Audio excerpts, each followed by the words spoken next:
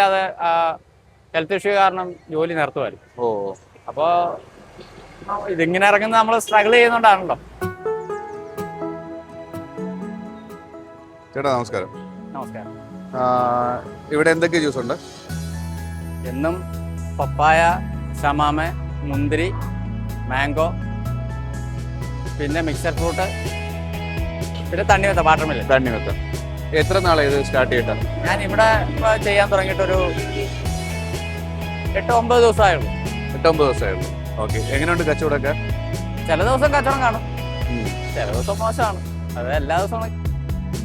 അപ്പോഴേ ഞാൻ ചോദിക്കുന്ന വെച്ചാല് ഇതില് ചേട്ടന് എത്ര രൂപയ്ക്കാണ്? മിക്സഡ് ഫ്രൂട്ട് ജ്യൂസ് എന്ന് പറയുമ്പോഴേക്കും എല്ലാവിധ ഫ്രൂട്ട്സും വരുന്നുണ്ട്.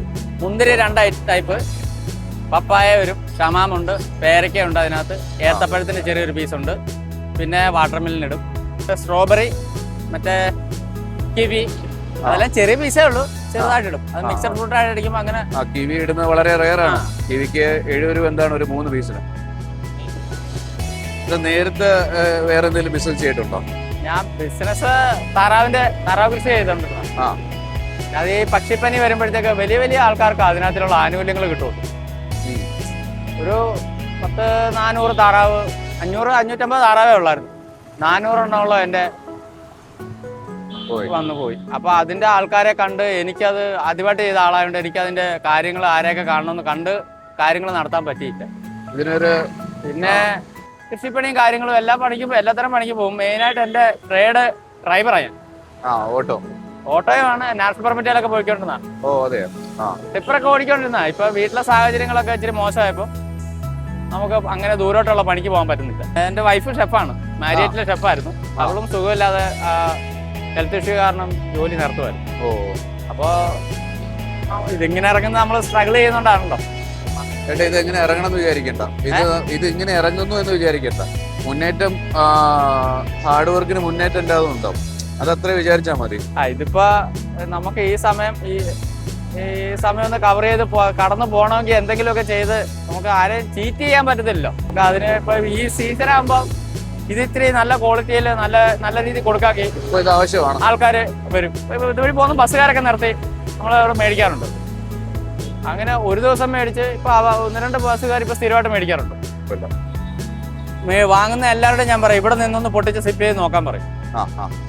ഇവിടെ നിന്ന് എൻ്റെ മുന്നിൽ നിന്ന് തന്നെ കുടിച്ചിട്ട് നിങ്ങൾ അഭിപ്രായം പറഞ്ഞിട്ട് പോയാൽ മതി. കാരണം ഇത് രാവിലെ നമ്മൾ തയ്യാറാക്കുന്നു.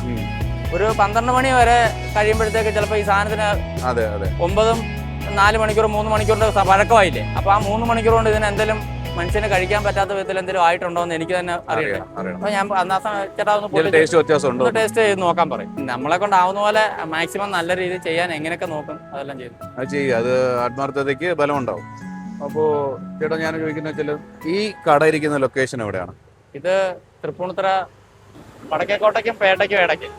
പിന്നെ അതായത് ഓഫീസ് എന്ന് പറയുന്നത് ആക്സസ് എന്നുള്ള ഇൻഷുറൻസ് ബ്രോക്കിംഗ് പില്ലർ 992 പില്ലറിന്റെ ഓപ്പോസിറ്റ് ആണ് ഇദ്ദേഹം. ഈ സ്കൈലൈൻ പറഞ്ഞ എല്ലാവർക്കും അറിയാം. സ്കൈലൈൻ അപ്പാർട്ട്മെന്റ് ഇതിന്റെ തൊട്ടടുത്തുണ്ട്. ചേട്ടന്റെ പേരെന്തായിരുന്നു? എന്റെ പേര് അഖിലേഷ്. ഒഫീഷ്യൽ നെയിം സിജോ എന്ന് എന്റെ സിജോ എന്ന് വീട്ടിൽ പറയും, അഖിലേഷ് എന്ന് അറിയപ്പെടുന്നു. അപ്പോ അഖിലേഷ് ചേട്ടാ ഇത്ര നേരം സംസാരിച്ചതിന് സന്തോഷം. ചേട്ടന്റെ ദുഃഖങ്ങൾ കേട്ടു, സന്തോഷവും കേട്ടു. എല്ലാ കാര്യങ്ങളും റെഡി ആവട്ടെ. സമയമായി എന്ന ചാനലിലോട്ട് ഇത്രയും നേരം സംസാരിച്ചില്ലേ, നന്ദി. അപ്പോൾ ഇത് നമ്മൾ ബ്രോഡ്കാസ്റ്റ് ചെയ്യും. അപ്പോൾ ചേട്ടൻ എന്തെങ്കിലും ഗുണം ഉണ്ടാവട്ടെ എന്ന് തന്നെ ആശംസിച്ചുള്ളൂ. Thank you. സമയമായി